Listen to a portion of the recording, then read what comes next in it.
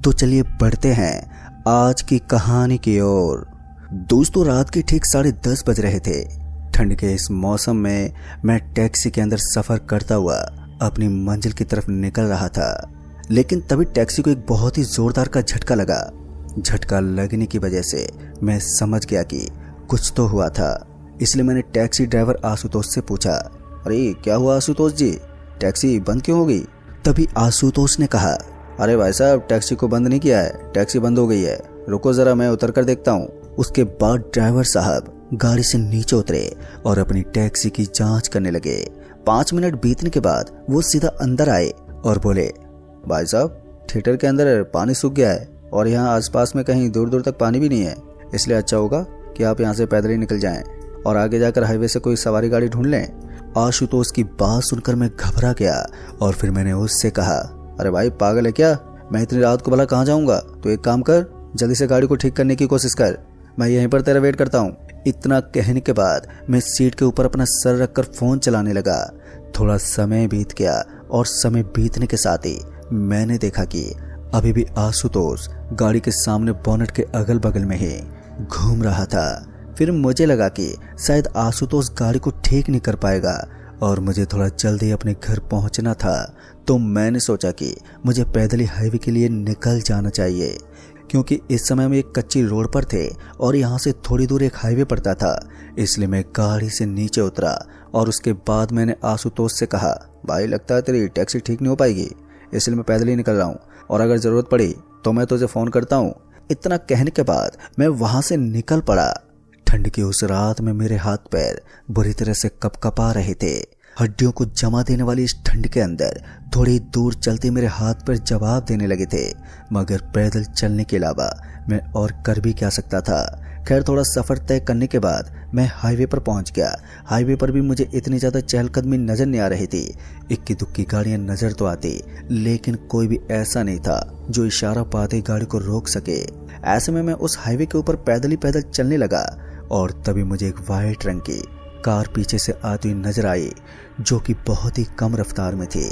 मुझे लगा कि ये आदमी शायद मुझे लिफ्ट दे सकता है, इसलिए मैंने उसी के सामने अपना हाथ दिखा दिया। अच्छी बात तो ये थी कि जैसे जैसे वो गाड़ी मेरे करीब आ रही थी तो वैसे वैसे उसकी रफ्तार और भी ज़्यादा धीमी हो रही थी और आखिर में जाकर उसने तुरंत ही मेरे बगल में लाकर गाड़ी को रोक दिया। गाड़ी के रुकते मैं जल्दी से भागा और दरवाजा खोलकर गाड़ी के अंदर सवार हो गया। गाड़ी के अंदर बैठने के बाद मैंने देखा कि गाड़ी चलाने वाला एक बाबू साहब था, जिसने सफ़ेद रंग के कपड़े पहन रखे थे और वो एक फॉर्मल ड्रेस में था। उसे देखकर ऐसा ही लग रहा था जैसे कि वो कोई ऑफिस में काम करता था। हालांकि मैंने उसके बारे में कुछ भी नहीं पूछा और न ही उससे कुछ ज़्यादा बातचीत की। गाड़ी के अंदर बैठते ही उसने मुझे ये पूछा कि मुझे कहाँ जाना है, तो मैंने उसे बताया कि मुझे बस थोड़ा सा आगे बस स्टैंड तक ही जाना है। फिर गाड़ी की रफ्तार बढ़ने लगी और उसी के साथ में गाड़ी के अंदर से बाहर का दृश्य देखने लगा। तभी हमें सामने की तरफ एक महिला नजर आने लगी। उसे देखते मैंने उस बाबू साहब से कहा, अरे भैया, आजकल सड़क के ऊपर भी इतनी रात को भूत प्रेत ही मिलते हैं, तो ज़रा संभल कर, हो सकता है ये भी कोई चुड़ैल डायन हो। मेरी ये बात सुनकर उसके चेहरे पर एक हल्की सी मुस्कान आ गई। फिर उसने उस महिला के पास ले जाकर गाड़ी का ब्रेक लगा दिया। जैसे ही गाड़ी उसके पास जाकर रुकी तो मेरा ध्यान उस महिला के चेहरे और उसके कदमों के ऊपर ही टिका हुआ था। अक्सर सड़क के ऊपर लिफ्ट मांगने वाली कुछ महिलाएं चुड़ैली निकलती हैं और उनके पैर पीछे की तरफ घूमे हुए होते हैं। तो मैं यही देख रहा था कि कहीं इस महिला का वही तो हाल नहीं है जो मैंने आज तक की काल्पनिक कहानियों में सुना था। थोड़ी देर तक तो उसकी तरफ देखने के बाद जब मुझे उसके पैर ठीक से नजर नहीं आए तो फिर मैंने उस चीज को नजरअंदाज कर दिया। फिर वो महिला गाड़ी के अंदर आकर बैठ गई। इससे पहले कि मैं उससे कुछ पूछ पाता कि उस बाबू साहब ने कहा, कहाँ जाना है वैसे आपको? इतना सुनते वो महिला बोल पड़ी, बस मुझे यहाँ से थोड़ी दूर आगे वाले बस स्टैंड पर जाना है। बस स्टैंड का नाम सुनते ही मेरी आंखें चमक उठी। मुझे लगा कि अब मैं इस महिला के साथ एक बढ़िया सफर को अंजाम दे सकता हूँ। इतनी गिनी चुनी बात होने के बाद गाड़ी के अंदर फिर से सन्नाटा पसर गया और गाड़ी की रफ्तार अब लगभग 80 से 100 के बीच में थी। बीच बीच में मैं कुछ बोलने की कोशिश तो करता, लेकिन न ही तो उस महिला की तरफ से मुझे जवाब मिलता और न ही गाड़ी को चला रहा वो बाबू साहब मुझे कुछ जवाब देता। इसलिए मैंने भी अब चुप्पी साध ली। फिर थोड़ी देर के बाद गाड़ी एकदम से धीमी पड़ गई और गाड़ी के अंदर पहले के मुकाबले ठंड अब और भी ज्यादा बढ़ने लगी थी। बीच बीच में ठंड इस कदर बढ़ जाती कि मेरे हाथ बर्फ की तरह जम जाते, तो बीच बीच में मुझे इस तरह की गर्मी लगती मानो मैं तेज धूप में खड़ा हूँ। ये सब लगातार 5 मिनट तक चलता रहा और फिर उसके बाद गाड़ी के अंदर सफेद रंग का धुआं फैलने लगा। वो धुआं इतना ज्यादा तेज था कि मैं जोर जोर से खांसी लेने लगा और इसी बीच उस बाबू साहब के चिल्लाने की आवाज मेरे कानों में आने लगी। मैं समझ गया था कि जिस चीज का मुझे डर था अब वही हो रहा है। वो बाबू साहब दर्द के मारे चिल्ला रहा था और इतने में ही खून की कुछ छींटें मेरे हाथ पर आकर टपक गई। इतना तो मैं समझ गया था कि यहाँ पर कुछ बहुत ही भयानक चल रहा है। हालांकि उस सफेद धुएं के अंदर मुझे कुछ ठीक से नजर नहीं आ रहा था। फिर उसके बाद मैंने भी मौका पाते ही गाड़ी का दरवाजा खोला और तुरंत ही गाड़ी से नीचे कूद गया। नीचे कूदते मुझे एहसास हुआ कि उस पक्की रोड के ऊपर मेरे हाथ पैर बुरी तरह से छिल गए थे और उनके अंदर से खून आने लगा था। मगर इसके बावजूद भी मैंने किसी तरह से अपने आप को उठाया और अपने पांव को घसीटते हुए सड़क के किनारे जाकर बैठ गया। अभी अभी मैं जिस सफेद कार के अंदर से नीचे गिरा था वो सफेद कार भी वहां से थोड़ा आगे जाकर रुक गई और उसके चारों दरवाजे एक साथ खुल गए। तभी मैंने देखा कि बाबू साहब अब भागते हुए मेरी तरफ आ रहे थे। उसके सर के अंदर से खून बह रहा था और उनकी गर्दन को भी किसी ने काटा हुआ था। फिर मुझे समझने में ज्यादा टाइम नहीं लगा कि ये करतूत इस महिला की ही थी और वो एक प्रेत थी। बाबू साहब के चेहरे पर उनका खौफ साफ साफ नजर आ रहा था। लिहाजा मैं भी उठा और उसके बाद उनको अपने पीछे आने को कहने लगा। बाबू साहब तक तो ठीक था, लेकिन जैसे ही मैंने उस महिला को देखा तो मेरे पांव तले जमीन खिसक गई। जिस महिला को इतनी देर से मैं शांत स्वभाव का समझ रहा था, उसके उस भयानक रूप को देखकर तो मेरी आंखें फटी की फटी रह गई। दरअसल मैंने देखा कि उसका जबड़ा फटा हुआ था और उसके सर के ऊपर लाल लाल रंग के मुझे 2 बड़े बड़े सींग नजर आ रहे थे। वो एक शैतान ही थी जो हम दोनों को कभी भी कुचल सकती थी। लेकिन वो कहते हैं ना, किस्मत का खेल भी बड़ा अजीब होता है। जहां हम दोनों को अपनी जान की पड़ी थी कि तभी एक बस वाले ने उस भयानक महिला को एकदम से कुचल दिया और उस बस वाले ने थोड़ी देर के लिए ही सही, लेकिन उसके कदमों पर ब्रेक लगा दिया। बस उसके ऊपर से निकल गई और उसके नीचे गिर गई। मैं और बाबू साहब हम भागते हुए उस बस के अंदर चढ़ गए। दरअसल हमने देखा कि वो एक बारात की बस थी जिसके पीछे एक पर्चा लगा हुआ था, पर इस समय वो बस पूरी तरह से खाली थी। हम दोनों के अलावा उस बस के अंदर उस बस का ड्राइवर ही था। ड्राइवर ने जल्दी से दरवाजा बंद करने का इशारा किया और इशारा पाते ही मैंने 1 सेकंड का भी टाइम नहीं लगाया और तुरंत ही उस बस के दरवाजे को बंद कर दिया। फिर जैसे दरवाजे को बंद किया तब जाकर मेरी सांस में सांस आई। लेकिन तभी उस ड्राइवर ने कहा, अभी तक हम सुरक्षित नहीं है, पहले से भी ज्यादा खतरा अब हमारे ऊपर मंडराने लगा है। तुम दोनों बस के अंदर मौजूद सारी विंडो को बंद कर दो और हाँ, लगातार भगवान का नाम जपते रहना। अगर हमने एक भी गलती की तो फिर इसका अंजाम हम अपनी जान देकर चुकाएंगे।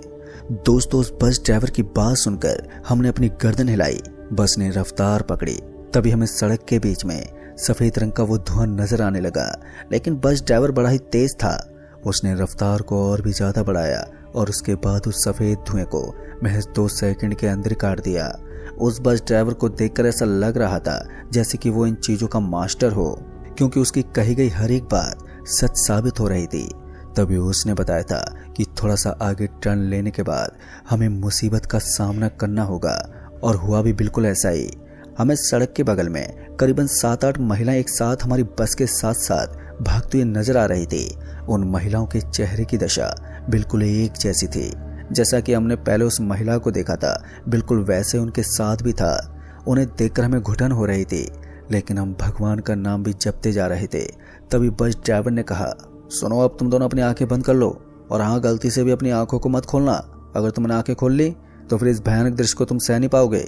उस बस ड्राइवर की बात मानकर मैंने अपनी गर्दन को नीचे झुका लिया और उसके बाद अपनी आंखों को बंद कर लिया। अब मैंने सब कुछ भगवान पर छोड़ दिया था और अब जो होना था वो या तो वो बस ड्राइवर करने वाला था या फिर सब कुछ भगवान भरोसे था।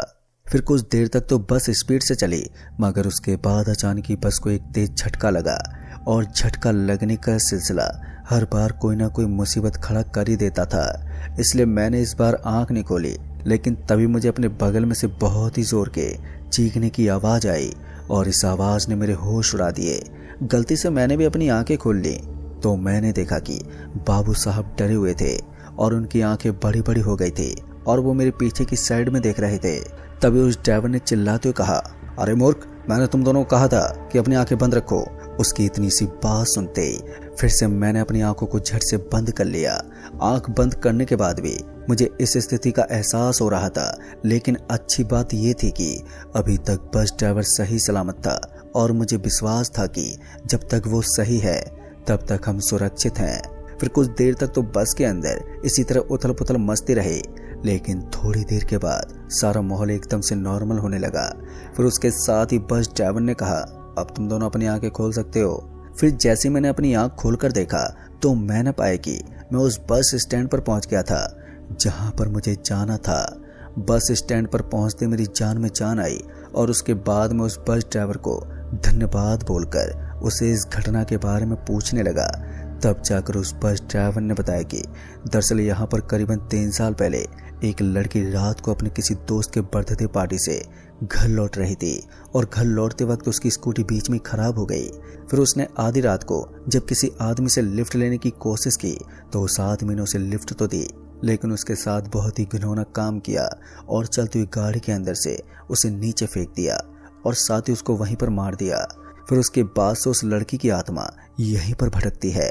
कहते हैं कि वो लड़की अब आने जाने वाले सारे मुसाफिरों को अपना दुश्मन मानती है, जिस वजह से रात में यहाँ पर कोई भी गाड़ी नहीं रोकता और जो आदमी एक बार उस लड़की के बगल में लाकर अपनी गाड़ी रोक लेता है तो उसके बाद उस लड़की से उसे कोई नहीं बचा सकता। तुम दोनों किस्मत वाले हो जो अचानक मुझे सड़क के ऊपर भागते नजर आ गए। हालांकि मुझे वो लड़की वगैरह कुछ भी नजर नहीं आई थी, क्योंकि वो उसी को दिखती है जिसके साथ ही सब हादसा होता है। दोस्तों, जैसे जैसे मुझे वो बताता जा रहा था वैसे वैसे मेरे कान खड़े होते जा रहे थे। अंत में जब सारी बात खत्म हो गई तो उसने मुझे सही सलामत बस में बैठा दिया और साथ ही उस बाबू साहब को भी उसकी मंजिल तक छोड़ दिया। फिर उसके बाद मुझे लगातार 7 दिन तक तेज बुखार रहा और फिर मैंने अपने ही गांव के पुजारी बाबा से अपने घर के अंदर हवन वगैरह करवाया और तब जाकर मेरी हालत नॉर्मल हुई। दोस्तों, उस रात के बाद मैं कभी भी फिर किसी भी अननोन आदमी के साथ गाड़ी में नहीं बैठता हूँ। ना जाने कब किस मुसीबत से सामना हो जाए।